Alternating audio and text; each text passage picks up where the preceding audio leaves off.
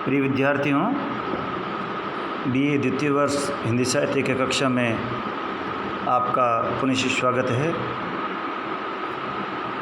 हिंदी साहित्य इतिहास के अंतर्गत हिंदी साहित्य युगों के जो नामकरण है उस पर हमने चर्चा की थी।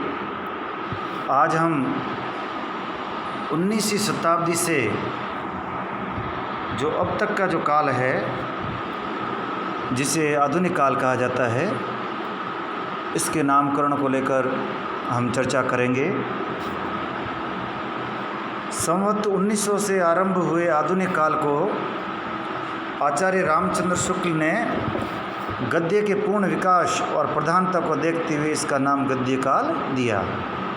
इन्हें आचार्य रामचंद्र शुक्ल द्वारा इस काल को क्या नाम दिया गया? गद्य काल का। इसका कारण यह था कि जो गद्य का जो प्रादुर्भाव है वो इसी काल में हुआ था।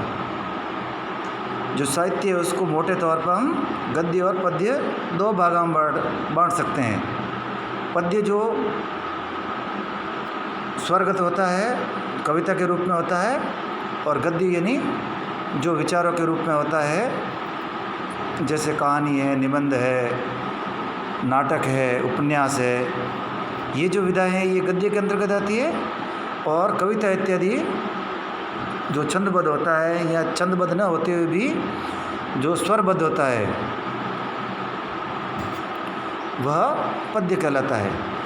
तो इससे जो पूर्व के जो काल है, अर्थात जो आदिकाल, भक्तिकाल और रीतिकाल, इन तीनों कालों में सर्वत्र जो साहित्य की जो रचना हुई है वह काव्य या कविता के रूप में ही हुई है। इसी कारण जो साहित्य के लिए काव्य शब्द भी अब तक प्रयोग में लाया जाता था। यानी काव्य और साहित्य एक तरह से पर्याय के रूप में ही प्रयोग में लाए जाते थे। और आधुनिक काल में जो गद्य है उसका प्रादुर्भाव हुआ है, उसका प्रारंभ हुआ।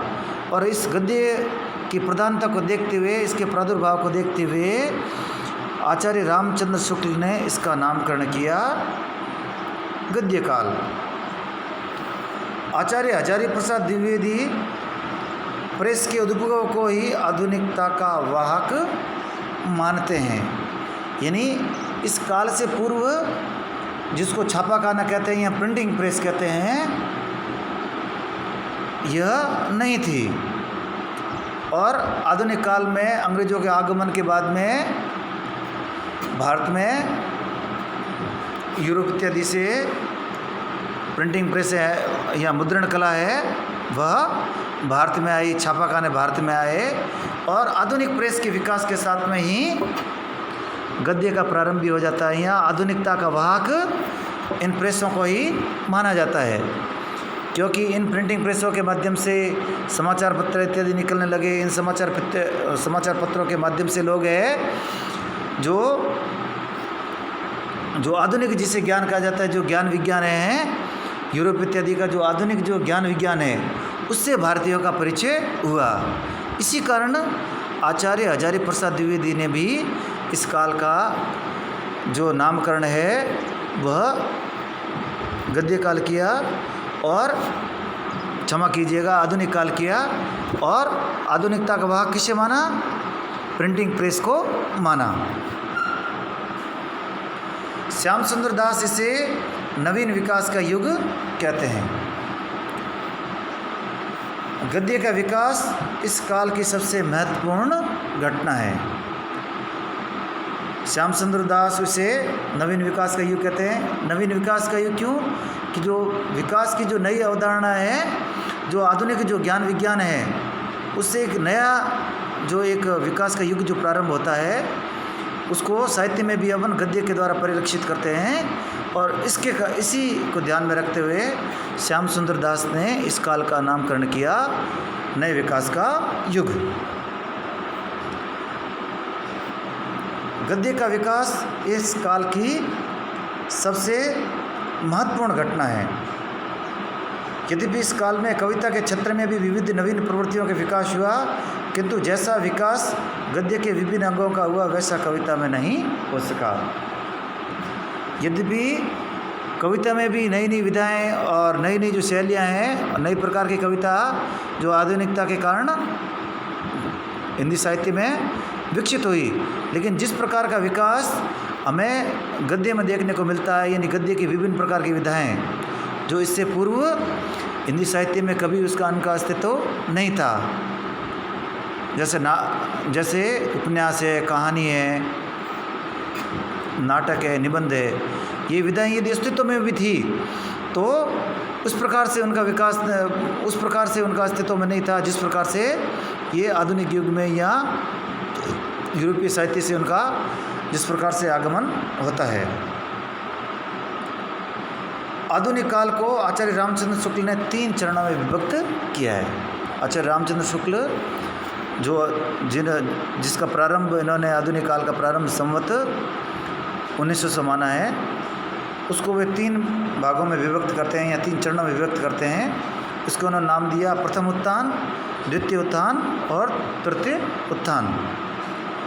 अधिकांश आधुनिक विद्वान इन्हें भारतेंदु युग अथवा पुनर्जागरण काल, द्विविध युग और जागरण सुधार काल, द्विविध युग, छायावादी युग और छायावादी युग में उसको प्रगति प्रयोग काल, नवलेखन काल मानते हैं। यानी आचार्य रामचंद्र शुक्ल ने इसको 3 चरणों में विभक्त किया, प्रथम उत्थान, द्वितीय उत्थान और तृतीय उत्थान। लेकिन जो अधिकांश जो विद्वान हैं वो उसको जो प्रथम जो आधुनिक काल का जो सोपान है उसको भारतेंदु युग, उसके बाद का युग है जो द्विविध युग, उसके बाद का युग है वह छायावादी युग, उसके बाद का युग है वह छायावादोत्तर काल के अंतर्गत प्रगति काल, प्रयोग काल, नवलेखन काल इत्यादि इन भागों में उनको उन्होंने विभक्त किया है। द्विविध युग तक तो आधुनिक युग की धारा सीधी रही, परंतु छायावाद के जन्म के साथ में ही उसमें नाना वादों और प्रवृत्तियों की बाढ़ सी आ गई। यदि हम कविता में देखें तो छायावाद से जो पहले का युग है यानी भारतेंदु युग और द्विविध युग, इनमें जो कविता की जो प्रवृत्ति थी उसमें जो आधुनिक जो वाद विवाद थे उनका हस्तक्षेप कम था। लेकिन छायावाद के साथ में ही जो आधुनिक जो वाद विवाद है, ये आधुनिक जो विचारधाराएं हैं, जो आधुनिक जिन्हें वाद कहा जाता है, आधुनिक विचारधाराओं को वाद के रूप में वे साहित्य में आने लगी। फलस्वरूप छायावाद, प्रगतिवाद, प्रयोगवाद, इन शब्दों के पीछे ही वाद है। तो यानी ये जो वाद है, आधुनिकतावाद, मानवतावाद, ये सारी जो अवधारणा जो आधुनिक अवधारणाएं हैं या जो वाद है या जो विचारधाराएं हैं, ये साहित्य में समावेशित होने लगी। आधुनिक काल की प्रगति इतनी विशाल और बहुमुखी है कि उसे किसी विशिष्टवाद या प्रवृत्ति के संकुचित सीमा में नहीं बांधा जा सकता। यानी आधुनिक काल में साहित्य का इतना विकास हुआ, उसमें विविध प्रकार की धाराएं अपन को देखने को मिलती है, विभिन्न प्रकार की विचारधाराएं देखने को मिलती है, विभिन्न प्रकार के जो वाद है वो अपन को देखने को मिलते हैं। यानी एक संकुचित धारा में उसके अंदर अपन उसको बांध नहीं सकते। यानी इसका जो फैलाव है वह विभिन्न धाराओं के रूप में, विभिन्न आयामों के रूप में आधुनिक काल में साहित्य का विकास हुआ। इसी कारण आदिकाल के समान इस युग को आधुनिक काल कहना भी तर्कसंगत प्रतीत होता है। जिस प्रकार प्रथम युग का अपन ने नामकरण जिस प्रकार से आधुनिक काल किया है, तो इस युग का भी नामकरण किया अपन ने, वह है आधुनिक काल।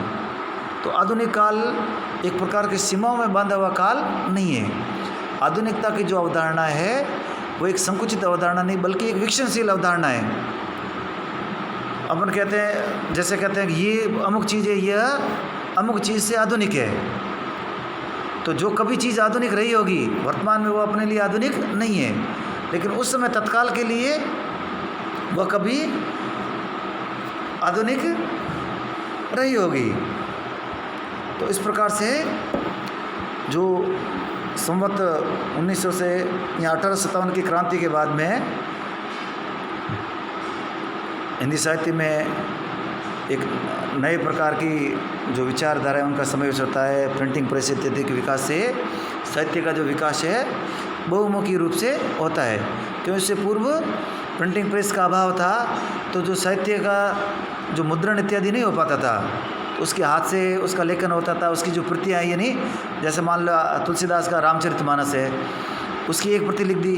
अब उसकी वो एक प्रति को यदि कहीं और भेजना है या उसका लोगों में उसको प्रचारित करना है या विद्वानों के लिए उपलब्ध करवाना है तो उसके लिए लिपिकार होते थे, उन लिपिकारों को दिया जाता था। वही लिपिकार क्या करते थे कि उसको देखा देख उसको अपने हाथ से ही उसको लिपिबद्ध करते थे। लेकिन इसके द्वारा साहित्य का इतना प्रचार नहीं हो पाता था।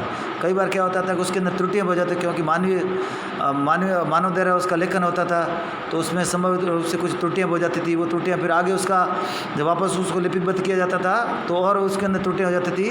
तो कई बार साहित्य में इस प्रकार प्रक्षेप भी आ जाते थे।